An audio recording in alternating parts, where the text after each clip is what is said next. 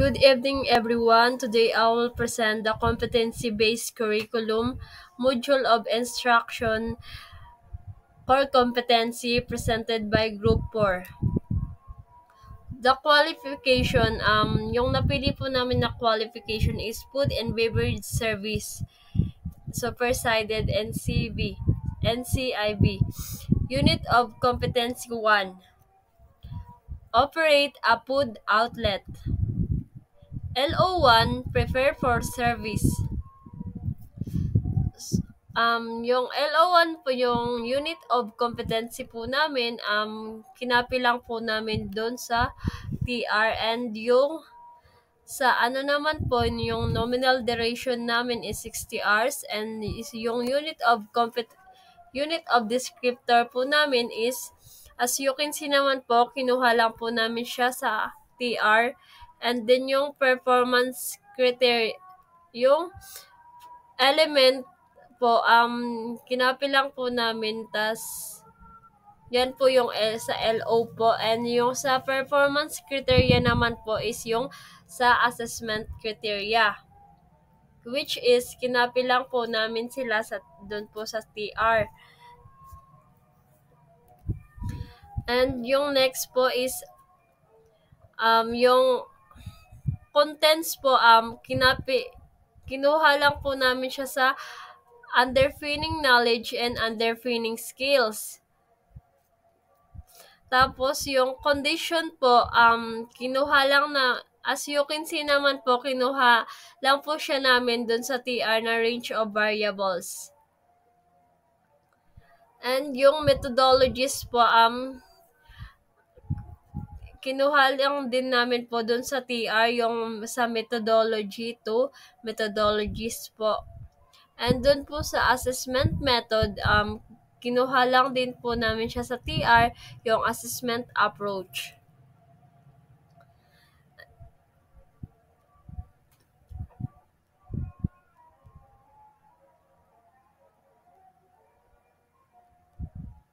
Yan po yung mga ginawa po namin na learning outcome.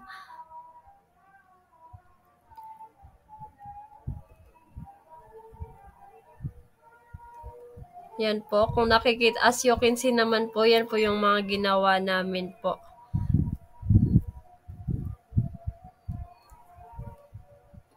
So, sa ano naman po,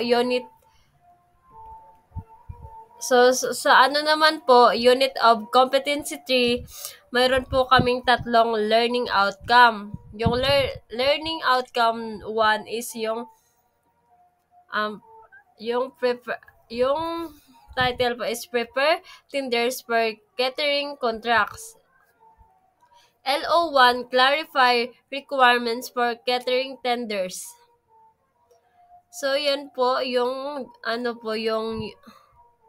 sa unit of competency po, ay kinuha lang po namin doon sa TR, tigkapi lang po namin. And yung sa unit of descriptor, as you can see po, kinapi-paste lang po din namin, kinuha po doon sa TR. And yung element po, yan po yung sa LO po namin. And yung assessment criteria po is kinapi lang din po namin siya doon sa performance criteria, doon po kami kumuha. And doon, so yan po, as yung contents po namin, kinuha lang din namin po siya. Galing po siya sa underpinning knowledge and underpinning skills. Pumili lang po kami. Yan po.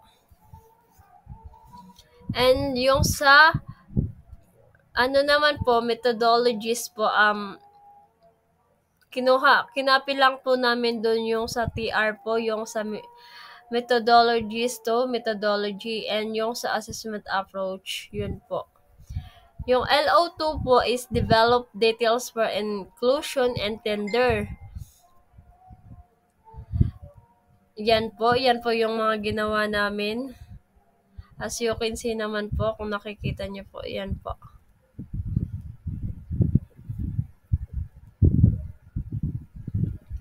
So, sa naman po, may unit of competency 4 po kami. Yung LO1 is identify needs for the food safety program. Yung ano po, yung ano po, yan po kinapilang din. As you can see naman po sa picture, kinuha lang po namin siya doon po sa TR po.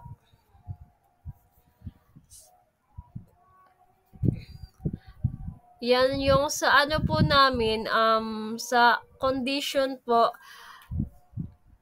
ay kinuha lang po namin siya doon sa underpinning knowledge, and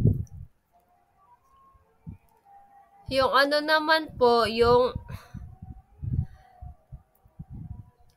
ano po, condition is kinuha lang din namin po siya sa range of variables.